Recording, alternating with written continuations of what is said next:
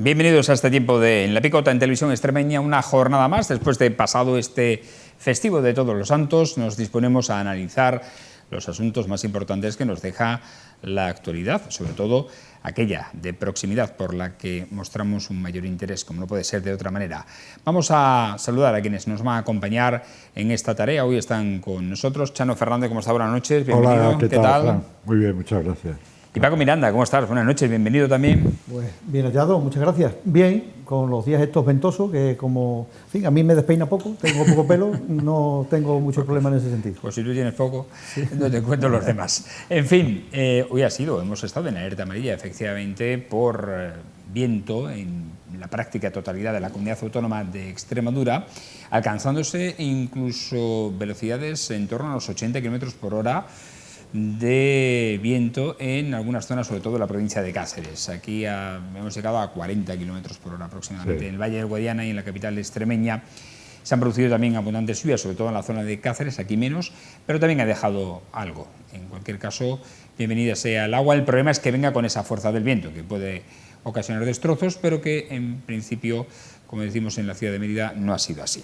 Y hoy el día ha estado marcado, aparte de por la noticia meteorológica, por la sesión plenaria de carácter extraordinario que se ha celebrado en el Centro Cultural Alcazaba del Ayuntamiento de Mérida para tratar dos asuntos fundamentales, dos ordenanzas, una ordenanza fiscal de actualización de precios de diferentes tasas que vamos a repasar a continuación, y la otra pues es concretamente la ordenanza, la aprobación inicial de la ordenanza de protección frente a la contaminación acústica. Resumiendo rápidamente, desde el equipo de gobierno se plantea esta actualización de precios de tasas y también la implantación de una nueva, que es la de los precios públicos del parking de autocaravanas, que se establece en 10 euros para periodos festivos y vacacionales en este parking recién creado en la zona del Ferial de la capital extremeña, y de 8 euros para el resto de días, además de los precios por la utilización de diversos servicios, como son el enganche de agua, de electricidad, etcétera, de estas caravanas. Por otra parte, se ha aprobado solamente con los votos a favor del equipo de gobierno, los votos en contra de Partido Popular, Vox y por Mérida, y la abstención de Unidas por Mérida, de la actualización de diferentes precios. Cuando se habla de actualización no deja de ser un poco un eufemismo, porque es una subida de los precios de la misma. Yo nunca he visto una actualización de tasas públicas que vayan a rebajar. Siempre, cada vez que se habla de actualización, es una subida. En este sentido hay que decir que va a subir la tasa de agua y depuración en la ciudad de Mérida.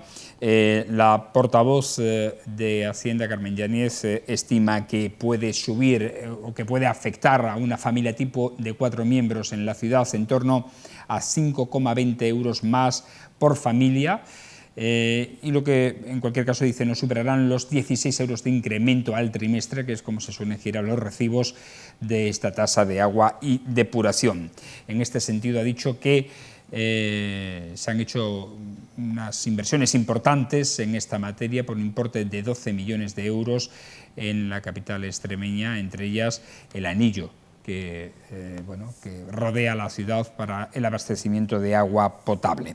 También va a subir la tasa de basura, de residuos sólidos, en torno a unos 16 euros por familia. El coste del billete del bus urbano también sube a 90 céntimos el precio del billete y en torno a 2,5 euros el abono de los mismos. Y en segundo punto, en este punto hay que decir que ha contado, como decimos, con la oposición de casi toda la oposición, valga la redundancia. Han criticado esta subida de tasas de impuestos, de meter, dicen, la mano en el bolsillo de los contribuyentes emeritenses en un momento en el que precisamente los ciudadanos les ha subido prácticamente todo, desde los combustibles pasando por los productos de alimentación, etcétera, y que no es el momento más adecuado para ello. Desde el equipo de gobierno defienden esta subida por el incremento precisamente también de esos costes, como es el energético, etcétera, de combustibles que que estamos sufriendo en los últimos meses de este año. Por otra parte, la segunda tasa concretamente que se ha aprobado es el expediente inicial de la tasa de protección frente a la contaminación acústica, que básicamente viene a ofrecer la oportunidad a los establecimientos de hostelería de poder realizar pequeños conciertos a pie de calle en veladores y terrazas, así como la regulación del hilo musical en zonas comerciales de la ciudad entre la 1 de la tarde y las 12 de la noche. Cuando se habla de pequeños conciertos se habla sin amplificación, es decir, sin medios electrónicos para subir el volumen del sonido, y se está hablando de músicos individuales, es decir, un violinista, un acordeonista, en fin, músicos individuales que amenizan las terrazas, que los vemos en otras grandes ciudades, sobre todo turísticas, que lo propician los propios locales de hostelería.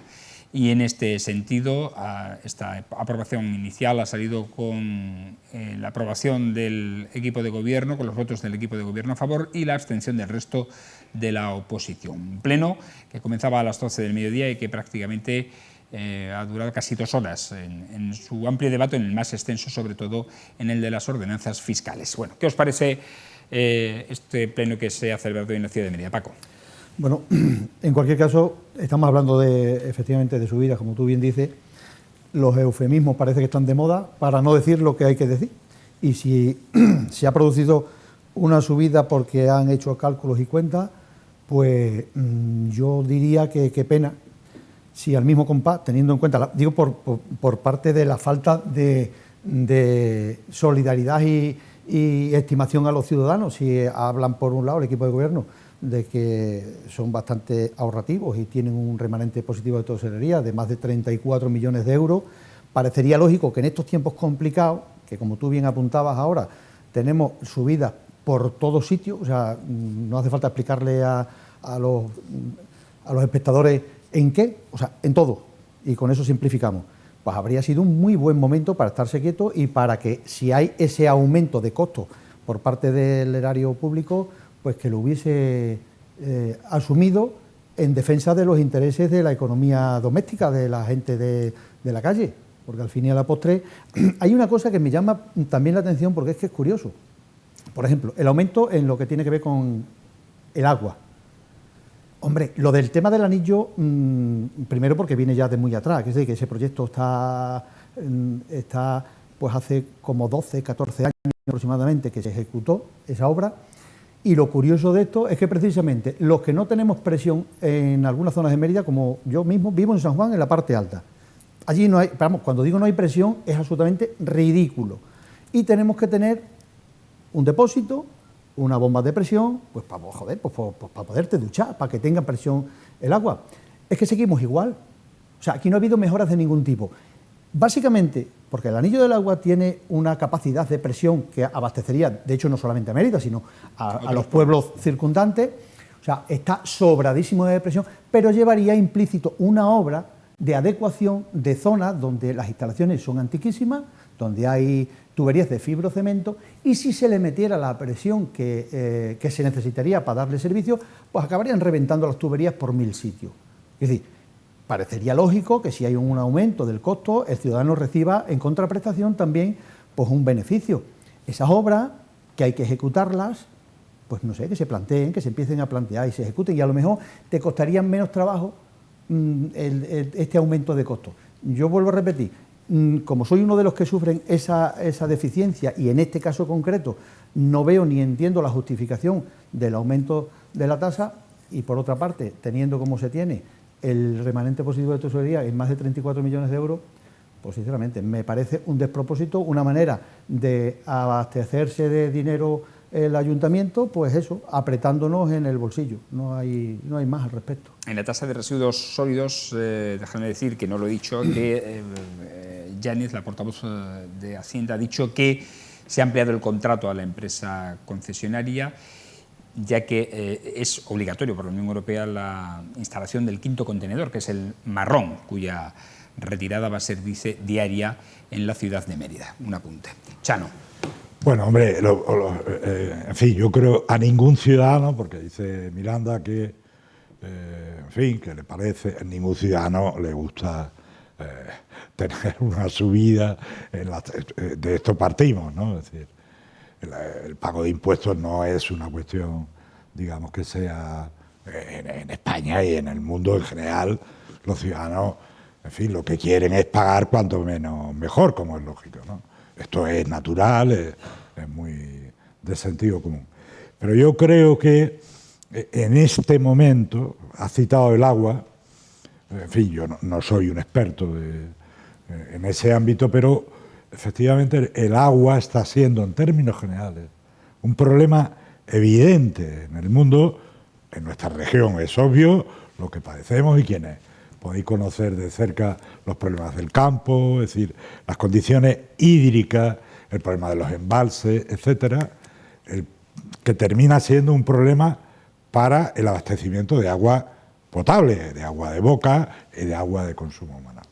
Todo eso hace que las administraciones tengan cada día, vosotros conocéis mejor que yo, seguramente los problemas de abastecimiento de Mérida de toda la vida, las dificultades de las zonas periféricas en relación con el centro, pero yo he conocido, porque llevo ya muchos años viviendo en Mérida, obras impresionantes de renovación de las conducciones de agua potable en muchas calles de esta ciudad, que han supuesto a los diversos gobiernos municipales miles de euros. Cuando no explotaba una tubería por las malas condiciones, etcétera, no pienso alrededor del puente de Lusitania. Esa zona yo he visto durante años explotar, reventar las conducciones de agua una y otra vez. Y he visto obras con con una dimensión extraordinaria. Yo creo que se lleva la palma la que ha llovido en eso. Porque ha habido muchas actuaciones en la calle Oviedo. Cita otra más, sí, en la calle Oviedo, etcétera. Entonces, en fin, como ciudadano, ¿no? Yo hablo, insisto que no tengo un conocimiento especial del asunto, pero como ciudadano, a mí no me gusta, desde luego, tener que pagar más, pero lo entiendo. Y los datos que nos da nuestro presentador me parece dentro de, en fin, del nivel en el que nos encontramos en este momento, con los problemas de la inflación, una subida que podríamos llamar una subida bastante moderada.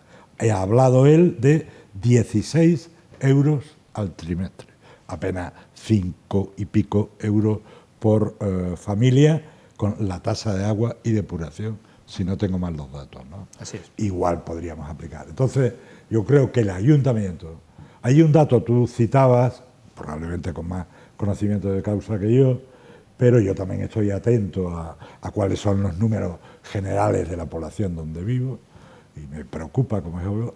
Citaba el superávit del remanente de crédito. No, hay que citar los 12 millones de euros, que también se ha hecho eco Televisión Extremeña, 12 millones de euros que en los últimos años el Ayuntamiento ha empleado para obras de infraestructura en esta ciudad. 12 millones de euros. Y yo creo que si se nos pide a los ciudadanos, al margen del caso que tú citabas de la barriada, que parece absolutamente lógico que se aborde y probablemente tengáis razón en ello, si nos piden un esfuerzo para contribuir a un mejor funcionamiento de los servicios generales, yo creo que habría que darlo.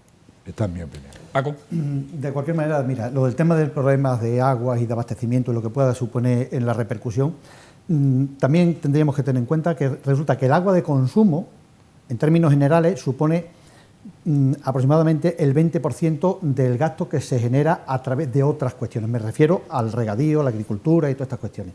Y entraríamos en otro problema derivado del mal uso de las infraestructuras y el déficit que tiene esa infraestructura y, por tanto, la cantidad de agua que se pierde, que se tira por no abordar precisamente ese tipo de agua. Pero bueno, eso es una cuestión que está fuera incluso de las competencias municipales, pero es una realidad. Es decir, no hay agua en muchas ocasiones o se pierde demasiado porque no hay una inversión en condiciones en lo que tiene que ver con las infraestructuras propias de los regadíos y tal. Y vuelvo a repetir, el porcentaje que se consume en una ciudad con respecto del gasto que se genera de consumo en los pantanos, pues absolutamente ridículo. Se nos pide la mayor contención a los ciudadanos en el consumo, en la tal, no sé cuánto. Sí. Bueno, y entiendo que la gente suele hacerlo, pero sí es verdad que es el chocolate del loro comparado por dónde de verdad se va el agua. El agua se va en porcentajes mucho más elevados en otras cuestiones que no están en las responsabilidades del ciudadano a la hora de tener reticencias en el consumo o un buen uso del agua.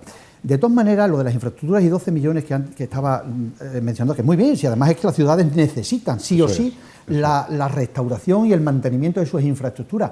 Pero con respecto de esta del agua es absolutamente ridículo. Y esas obras a las que hacías alusión, a mí me tocó en una época determinada, porque fui 4 años el delegado de infraestructura y obra, y conozco y sé pues las deficiencias y problemas que tienen las propias infraestructuras. Una ciudad antigua. Sí, y entonces, pero en cualquier caso, esos 12 millones, si tuviéramos que evaluarlos, probablemente la cuantía referida directamente a las mejoras de infraestructura en la mejora de la red de distribución del agua, pues es anecdótica con respecto, porque ha habido lógicamente adecuación de acerados, de la capa de rodadura asfáltica, pinturas de señalización, o sea, otra serie que son necesarias y que hacen falta. Yo, sinceramente, a lo mejor podemos pensar que esos 16 euros trimestrales suenan a poco los 16, pero no, hay que sumarle al recibo, hay que sumarle esos 16. Si ya está suponiendo un problema, si tenemos ahora mismo en términos generales cualquier aumento supone un incremento o sea, un problema añadido, puesto que ya es difícil, y daban datos al respecto, los extremeños, de 3 de cada 4 extremeños son incapaces de ahorrar 100 euros al mes después de liquidar facturas y pagos. Es decir, estamos en una situación en la que 16 euros es una decisión importante, pero son 16 euros de esa tasa, es el incremento en la parte que tiene que ver con la basura, es el propio gasto que ya tenemos en la cesta de la compra. O sea, creo que no minusvalorar esa cantidad, por chica que parece por sí sola, es no hacer, en fin, una cuenta en condiciones. La cuenta es la general. Cuando uno sale a la calle desde el día 1, haber cobrado tu nómina o tu pensión, a cada uno lo que le corresponde, y empiezas a pagar las facturas que te vienen a casa, la luz, el teléfono, y la cesta de la compra, a la que tienes que acabar mirando con mucho detalle para ver dónde tengo un ahorro, si el producto en vez de fresco lo compro congelado, tal. O sea, estamos en una situación en la que ahora mismo llegar a final de mes sin deuda, sin endeudarnos, pues es sumamente complejo para muchas personas. Muchas. Esa sensibilidad, teniendo en cuenta, porque yo entiendo que un ayuntamiento debe ser lo más austero posible, los servicios debe de cubrirlo, precisamente las tasas tienen una finalidad básica que es la de cubrir el costo del servicio que se presta. Claro. Pero no es menos cierto que si desde la gestión general del ayuntamiento propicias unos ingresos que te dan un superávit en otra materia, lo lógico es que ese superávit vaya en reversión en beneficio de los ciudadanos. ¿En qué materia? Puntualmente y en cada momento en lo que mejor convenga. Creo que ahora es un momento de necesidad de aliviar. Pero estarás de acuerdo conmigo que efectivamente, yo compartiendo el argumento de la elevación del coste de la vida en términos generales para todo el mundo, el problema de la inflación, por cierto, que ha bajado en el mes de octubre, está contenida en el 3,5%, no es un dato, en España no es un mal dato, en relación con Europa es el primero o el segundo de mejor dato de la inflación. Bien, pues lo que digo es que la propia administración municipal, de la que, bueno, acabas de decir que tenías la experiencia y la has tenido en tiempo, tiene la obligación también, como si fuera una gran familia, digamos, de hacer una administración adecuada. En fin, creo que no debo recordártelo, ¿no? Y una administración adecuada es justamente en tiempos de destemplanza, como son estos, intentar hacer una administración ajustada, con ahorro, con tal. Y se le pide un pequeño esfuerzo, pequeño, en fin, grande para otras personas, no quiero tampoco minimizarlo, para gente que tiene menos recursos, personas que están en paro, llevan mucho tiempo desempleadas, familias vulnerables, etcétera. Pero se les pide un esfuerzo. Y yo pido el esfuerzo de que la administración haga un buen servicio y una buena gestión de ello. Y por lo tanto, si tenemos una administración, yo lo creo, en fin, bajo mi punto de vista, la administración local representada por el gobierno de Antonio Rodríguez Osuna, que está intentando ahorrar, me consta, ¿no? Tú acabas de reconocerlo también, superávit durante estos años, pues a mí me parece que están legitimados para pedir, decir, oiga, a cambio del esfuerzo de ahorro y contención en el gasto en términos generales, vamos a pedir una pequeña colaboración a los ciudadanos en momentos difíciles para que justamente el pago del servicio pueda solucionarse, pueda ser subvenido con las aportaciones del ciudadano. Esta es una opinión. Pero Chano, simplemente... Muy rápido ya. Yo no puedo entender que tenga, porque está muy bien, si es que es verdad, hay que buscar el equilibrio, hay que financiar los servicios que se prestan, o sea, blanco y en botella. No tiene discusión este tema, porque además va implícito en la propia filosofía de las tasas municipales, como los impuestos que cubren una serie de servicios que tenemos. ¿Para qué queremos un superávit en un ayuntamiento? ¿Para tenerlo guardado en la cartera? O sea, quiero decir, si tú tienes un superávit, puesto que estás haciendo, bueno, vamos a poner que se está haciendo una buena gestión desde el punto de vista de la contención del gasto, del ahorro, pero ese dinero que es de los contribuyentes, que no es del ayuntamiento, es que a veces se nos olvida que hasta el último céntimo que se gestiona por parte de las distintas administraciones públicas, todas. Lógicamente. A veces cuando se habla en un ayuntamiento, digan, no, mire usted, es que esto lo paga el ministerio. Sí, perdona, no nos hagamos trampa en el solitario, porque el ministerio se financia con los impuestos derivados de todos los ciudadanos.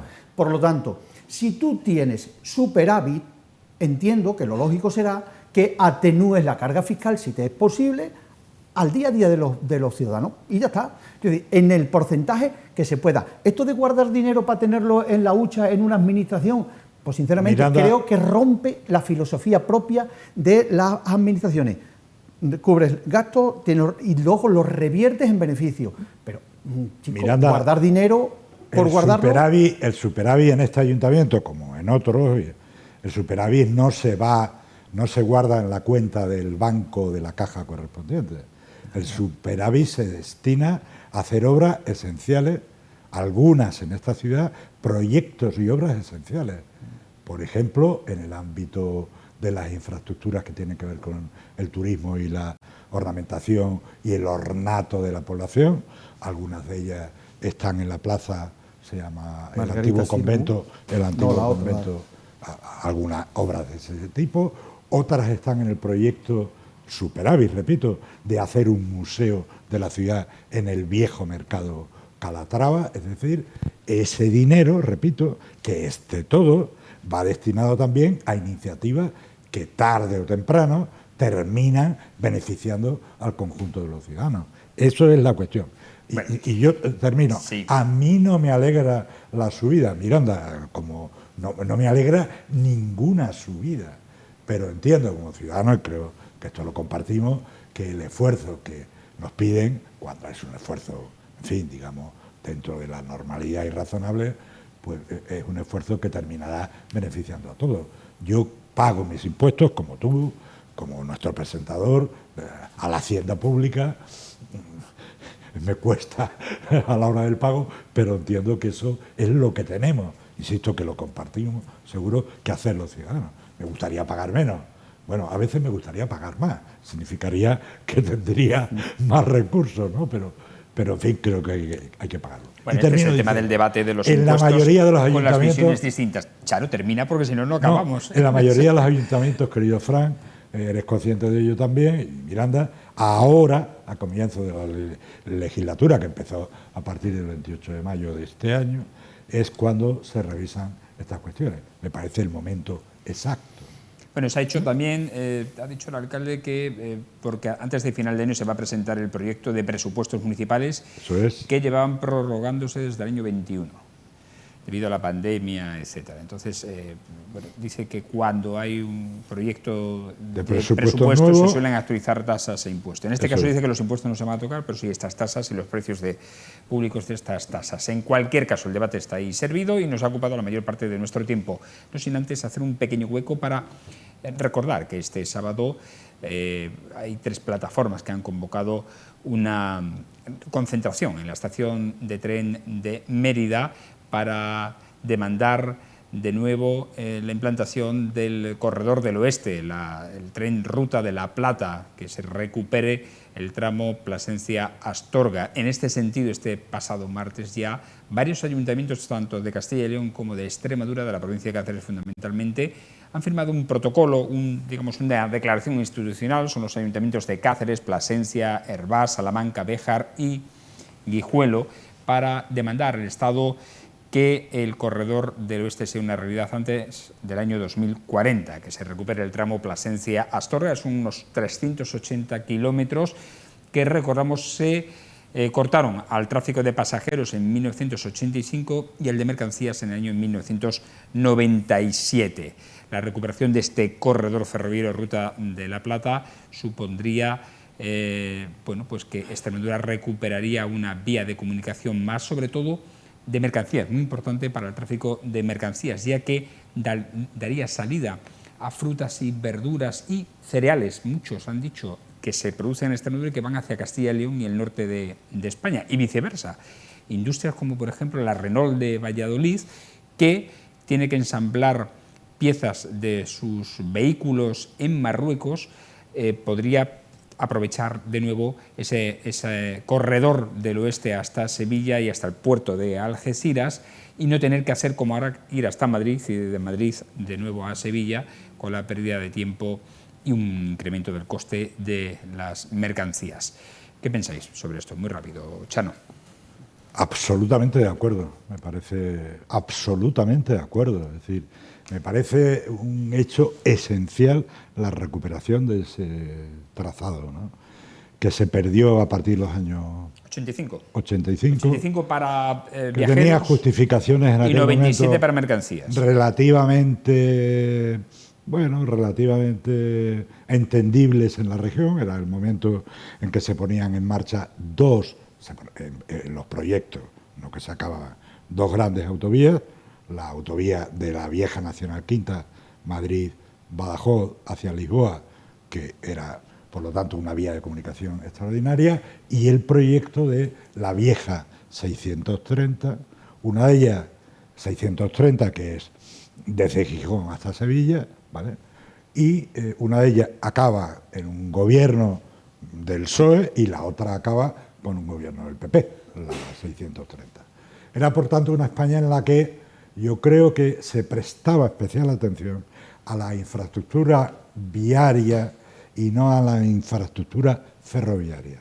Y ahí perdimos una ocasión extraordinaria. Bueno, estamos viendo imágenes de entonces, de protestas Eso del año es, 85, de Y localidades, porque, como ciudadano de Plasencia para el norte, que perdían que esa línea ferroviaria tan antigua. Eso es, lo que hoy, tantos años después, veintitantos años después, me parece algo inconcebible que desde Plasencia para ir a Salamanca haya que irse a Madrid en tren. Sí. Me parece inconcebible.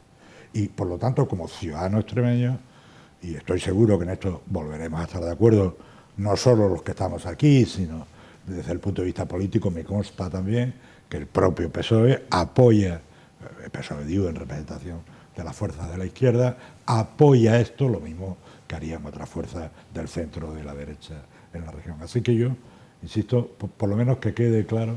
Cuando se vino este trazado se hizo demasiado justito. Nos cuentan desde las plataformas que entonces el retorno, o sea, el concepto, digamos, la teoría para eliminar líneas ferroviarias en España era que por cada 100 pesetas de entonces que se invertían, debían obtener al menos un retorno de 37. Sí. En aquel momento, la Ruta de la Plata, el retorno era de 36. O sea que por una peseta no se salvó la línea.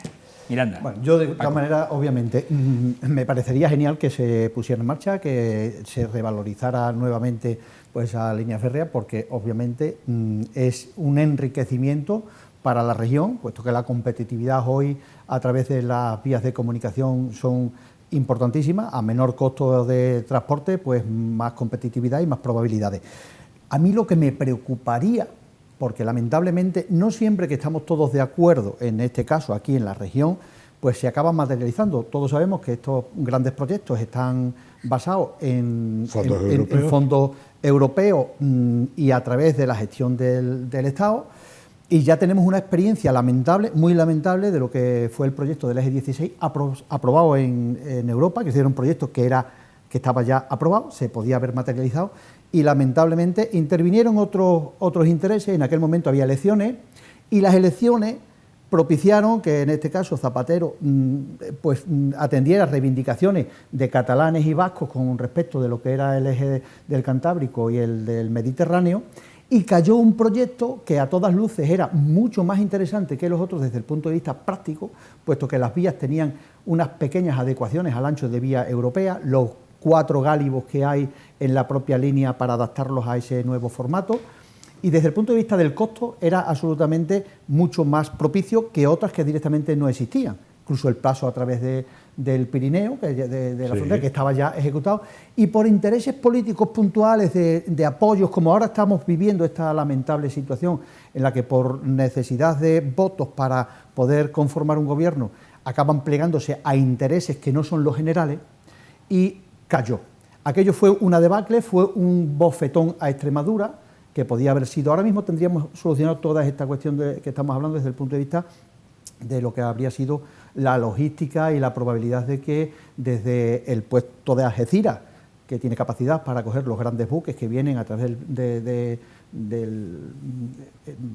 Panamá, del canal de Panamá, sí, Algeciras, que es el único dentro de España, junto con el de Valencia, que son capaces de acoger esos buques de gran calado, y habrían pasado por la región, en consecuencia, toda la dinamización de empresas que se necesitan para darle servicio a todo esto. Sí. En aquel momento cayó. Ojalá en esta ocasión prime el interés general y que efectivamente se apoye la puesta en marcha y potenciación de esta línea férrea. Miranda, no vamos a tener ocasión, desgraciadamente por el tiempo, y nuestro moderador nos cortaría de hablar en profundidad del eje 16. No era solo un problema nuestro, no era solo un problema de reequilibrio político o de intereses de una... Era también un problema de Europa, insisto, era un problema también de orientación de Europa. Por eso ahora... Estaba aprobado en Europa, ese proyecto estaba aprobado. No, Europa cayó ahora... porque España pidió que se potenciaran aquello otro. Quiero decir, ante esto, quien reparte el dinero, oiga, usted no lo quiere para aquí, lo quiere para este otro lado... era un problema también de los intereses de Europa en relación con las mercancías de España. Y ahora, y también con la entrada y por dónde. Pero ahora, Fran lo ha puesto de manifiesto, empresas en Valladolid, empresas en Andalucía, el puerto de Algeciras, es decir, el corredor del oeste, también desde el punto de vista viario, con las carreteras y más, en infraestructura ferroviaria, es esencial. Y por eso la fecha... Ojalá que... Por eso la fecha de 2040 me parece que debe ser un referente, sabiendo cómo nos las gastamos en España en relación con las fechas, en general. Lamentablemente, por eso digo... En general, estamos acostumbrados... Insisto, es una referencia extraordinaria. Y yo aquí, que no soy portavoz de nada, en fin, como ciudadano, apoyo con ojos cerrados. No, totalmente. Bueno, si el apoyo el año es 2040 una directiva europea del plan de infraestructuras del año 2040. Por eso es antes del 2040. El apoyo es compartido. Nos vamos, señores. Que se materialice. Y no hay tiempo para más. Agradeceros, como siempre, vuestro análisis enriquecedor de los contenidos que hoy hemos abordado de actualidad. Gracias, Paco. Que tengas una buena y lluviosa, pero no ventosa semana. Eso es lluviosa, sobre todo lluviosa, que yo estoy encantado cuando veo cómo van subiendo las charquitas estas que hay en algunos sitios para el abrevado de los ganados, magnífico, da mucha alegría. Y el campo, que es tan generoso, ya empieza a verdear. Sí, eso es me parece una apreciación muy interesante la generosidad de la naturaleza, lo agradecida que es la naturaleza. A veces se nos olvida y la maltratamos. Por la riqueza, hay que decirlo, que tiene Lo digo porque natural que tiene Extremadura. Nuestra dehesa extremeña, ahora es muy agradecida. Estos días por aquí, por la región, es impresionante. Es decir, en cuanto que le das un poquito de agua, estalla en viveza, en color, en nutrientes, en fin, una maravilla. Chano, que tengas una muy buena semana. Igualmente, muchas gracias. A ustedes agradecerles como siempre su atención. Mañana regresemos a una nueva edición de La Picota en torno a las 10 menos cuarto de la noche. Mientras tanto, nos pueden seguir también a través de nuestro canal de la TDT nuestras redes sociales y nuestra página web televisionextremeña.com. Hasta entonces, hasta mañana, buenas noches y sean felices.